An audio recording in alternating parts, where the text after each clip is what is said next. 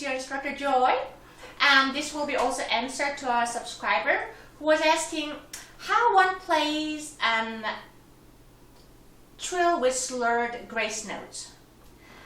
I was asked to explain the mechanics of trills with slurred grace notes, specifically the piece Sicilian by Chrysler. So I think this person was wondering a specific parts of it. So that might be the end. Let's bar 12 and then the end bar 31, 32. So that has, it sounds like this.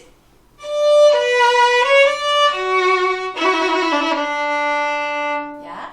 Or at the end. Now this one.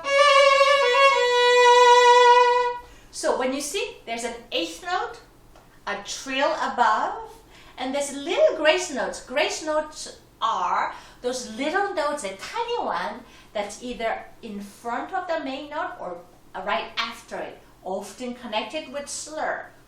So how do we play that? I will be talking a little more about all the ornaments, trills, grace notes, and so on. I'll be talking a little more in the next video that I'm planning to make next week with a Chopin nocturne.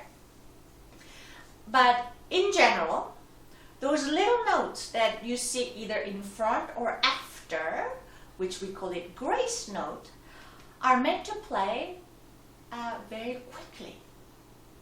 Sure, when you have sometimes the eighth note as a grace note or 2/16 note as a grace note, no matter how many those are, it can be 3, it can be 16, those are meant to play quickly right before or right after.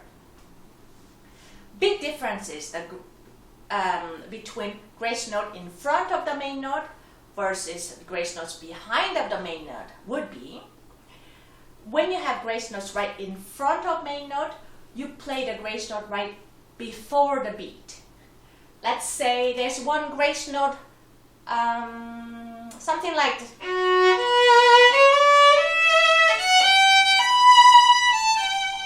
Here I have grace note. I would play this grace note before beat. So let's see. 1, 2, 3, 4, 5, 6, 1, 1, 2.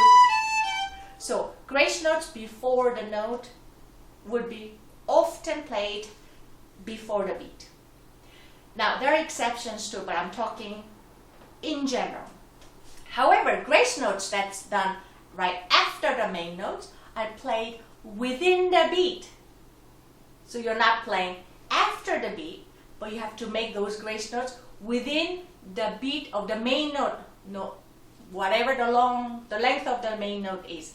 In this specific case, I have a main note which is just one beat.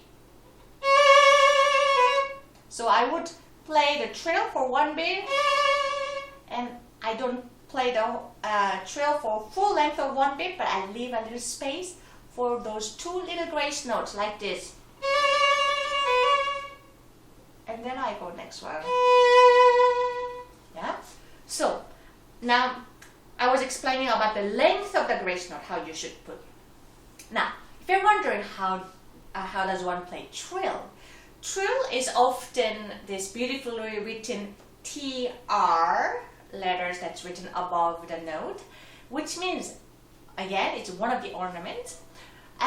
You have to add a note above. Make sure you have to check the key signature of the piece that you're playing. Let's say in this case, the trill was done over the note B. Then you would put a C above and then doing quickly one after the other. In this case, I play C sharp because it's the key of D major, which has F sharp and C sharp. So, no, I'm sorry, I was wrong. The trill is done over C sharp. So I would do a D next to it. So after trill, and then grace note right after it. Again. Then if I do in tempo, in performance tempo, it would be. Yeah. Make sure when you play those grace notes, it should not be louder than the main note. Main note being those are big note that's slurred from or to. The grace note is just an ornament to make sure those grace notes are just played slightly softer than the main note.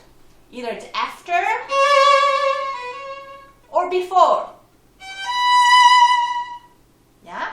It should not be like this. Yeah? Or should not be like this either. Yeah? Make sure grace notes always stay slightly softer. That way it's easier to understand for musically.